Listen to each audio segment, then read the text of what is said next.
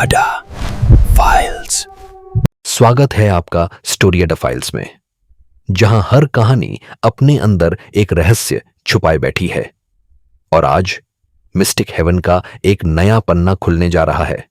तो लाइट्स धीमी कर लीजिए, हेडफोन्स लगा लीजिए और खुद को तैयार कर लीजिए, क्योंकि अब शुरू होने जा रही है एक ऐसी कहानी जहां अंधेरा सिर्फ रात में नहीं होता। चैप्टर 2, अतीत की पुकार। एक 8 साल का लड़का जिसकी नीली चमकती आंखें, घने काले बाल और गले में ए और एस अक्षरों में वाला लॉकेट था, घर में बेचैनी से इधर उधर दौड़ रहा था। उसकी छोटी मुट्ठियां भींची हुई थीं और कांपती आवाज में वह बार बार पूछ रहा था, मैं दूसरों बच्चों जैसा क्यों नहीं हूं? मैं उनके जैसे क्यों नहीं खेल सकता, जी सकता? बताओ ना जैमी, कुछ तो कहो। रसोई में जैमी एक बर्तन को हिला रहा था, पर उसका ध्यान कहीं और था। तभी उस लड़के की आवाज ने उसके विचारों की लहर तोड़ दी और वो एकदम से ठहर गया। उसने चम्मच नीचे रखा, गहरी सांस ली और लड़के की ओर मुड़ा। उसकी आवाज संयमित लेकिन भीतर से थकी हुई थी। अग्नि, मेरे प्यारे अग्नि। वह झुका और उसकी आंखों में देखता हुआ बोला, कितनी बार समझाऊं तुम्हें, तुम अलग नहीं हो, तुम खास हो, तुम मेरे लिए अनमोल हो और एक दिन सब समझ आ जाएगा। पर वो दिन आज नहीं है, तब तक मुझ पर भरोसा रखो और सही समय का इंतजार करो। पर जैमी, अग्नि ने धीरे से कहा। उसकी आवाज में एक भावनात्मक दरार थी। नहीं अग्नि, जैमी ने नरम लेकिन दृढ़ स्वर में बीच में ही कहा। उसने अग्नि की उदास आंखों को देखा और स्वर को और कोमल करते हुए बोला, अब और सवाल नहीं, ठीक है? वादा करोगे मुझसे? उसने धीरे से अग्नि के कंधे पर हाथ रखा। ठीक है अग्नि, बोलो। हाँ ठीक है जैमी, अग्नि ने आखिरकार जवाब दिया, लेकिन उसकी आंखों में निराशा साफ झलक रही थी। उसके चेहरे पर छाई उदासी को देखकर जैमी का दिल कसक गया। उसने जबरन मुस्कान ओढ़ी, अपने भीतर की बेचैनी को छुपाते हुए। अच्छा, उसने चुलबुले अंदाज में कहा, सुनो तो, आज हम जा रहे हैं तुम्हारी सबसे पसंदीदा जगह। कैसा रहेगा ये?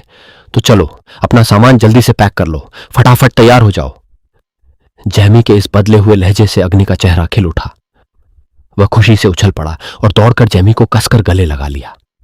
अचानक मिले इस आलिंगन से जैमी कुछ पल के लिए ठिठक गया। फिर उसने धीरे से अग्नि को थामा, लेकिन उसी पल उसकी निगाह अग्नि के गले में लटके लॉकेट पर पड़ी। ए और एस की चमकती हुई चमक जैसे उसे किसी पुरानी काली याद में खींच ले गई। अग्नि जैमी के इस बदले हाव भाव से अनजान सामान पैक करने भाग गया। जैमी वहीं खड़ा रह गया, जैसे उसकी हथेलियां किसी भूली हुई याद को थामे हों। उसका मन भूतकाल की गहराइयों में चला गया। फ्लैशबैक। 10 साल पहले शैडोवेल एकेडमी हंसी, संगीत और झूमते झुमरों की रोशनी से जगमगा रही थी। सालाना गाला में शहर की नामी हस्तियां शामिल थीं। उसी भीड़ में एक प्रभावशाली शख्स मौजूद था। 23 साल का एक युवा, 6 फुट लंबा, तीखी भूरी आंखों वाला, जिसके व्यक्तित्व में एक अलग ही रोब था। जहां भी वह चलता, निगाहें उसी पर टिक जाती, फुसफुसाहटें उसके पीछे चलती। वह मानो इसी ध्यान के भार में जी रहा हो। तभी एक बुलंद आवाज पूरे हॉल में गूंजी, लेडीज एंड जेंटलमैन, स्वागत कीजिए मिस्टिक हेवन का।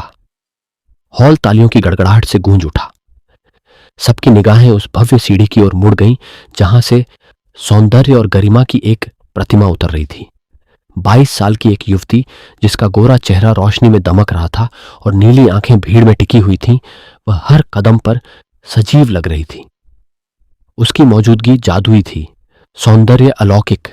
वह अकेली नहीं थी, उसके साथ एक और शख्स था, 23 साल का एक आकर्षक युवक, जिसके चेहरे पर ऐसी मुस्कान थी जो पूरे हॉल को स्तब्ध कर सकती थी।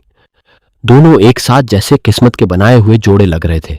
भीड़ ने तालियां बजाईं और एक सुर में गूंज उठा, एलोरिया सेरिन। वह नाम आज भी जैमी के कानों में गूंज रहा था, जैसे वो पल अब भी जिंदा हो। शैडोवेल का वह युवा इतना आत्मविश्वासी, इतना सम्मानित, मानो अजेय था। परंतु हर चमक के पीछे एक साया होता है, और उन परतों के नीचे वो सच्चाइयां थीं जिन्हें जैमी ने वर्षों तक छुपाकर रखा। वापस वर्तमान में। Jamie, Jamie. अग्नि की आवाज ने उसे वर्तमान में लौटाया। क्या हुआ? मैं कब से बुला रहा हूं, जल्दी करो, we are getting late. Jamie ने पलकें झपकाई और जैसे एक भारी परछाई से बाहर आया। अतीत की पीड़ा अभी भी उसके मन में थी, लेकिन उसने उसे किनारे किया। हल्की मुस्कान के साथ वह झुका और अग्नि को कसकर गले लगाया। माफ कर दो अग्नि, उसने फुसफुसाते हुए कहा। अग्नि ने सिर टेढ़ा किया, कुछ समझ नहीं पाया, लेकिन कुछ कहा नहीं। जैमी ने उसके बालों को सहलाया और बोला, अब चलो, आज का दिन सबसे अच्छा बनाएंगे, ठीक है? अग्नि मुस्कुराया और दौड़ गया। जैमी की निगाह फिर से लॉकेट पर पड़ी। उसकी मुट्ठियां भींच गईं। उसके चेहरे पर एक अतीत की परछाई फिर से छा गई, एक ऐसा अतीत जिससे अब वह भाग नहीं सकता था। तो दोस्तों, आज के लिए बस इतना ही। लेकिन कहानी अभी खत्म नहीं हुई है, क्योंकि मिस्टिक हेवन के रहस्य हर पल और भी गहरे होते जा रहे हैं।